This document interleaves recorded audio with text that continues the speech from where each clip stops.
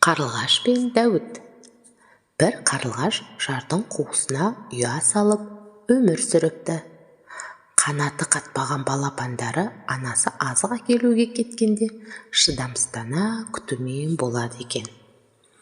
Бір күні балапандарды жемекке қарлығаштың ұясына жауыз жылан өрмелеп шығып бара жатады.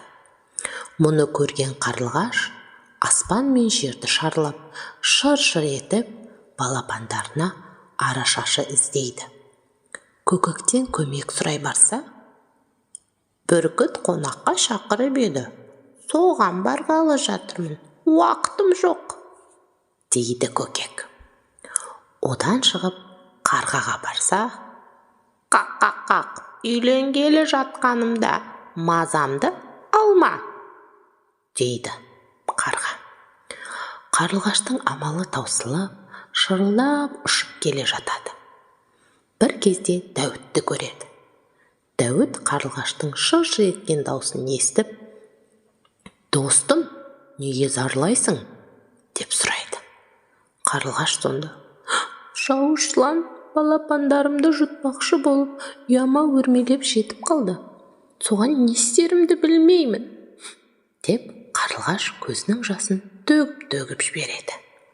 «Олай болса, мені жеткіз тезірек», дейді Дәуіт. Қарлығаш қанатын тосады. Дәуіт жотасына шығып алады.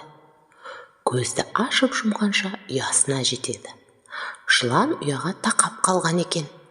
Дәуіт пен қарлығаш енді бір сәт кешіксе, балапандарды қылғып сап, жұмсақ ұяда масайрап ұйықтамақшы екен. Дәуіт аяғымен шаба тырнап, жыланның екі көзін ағызып жібереді.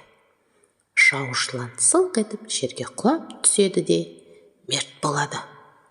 Дәуіттің ерлігіне сүйсінген қарлығаш онымен айнымас дос болыпты. Содан бері талай заман өтсе де, екеуі бір ұяда тұрып, бірге өмір сүреді екен.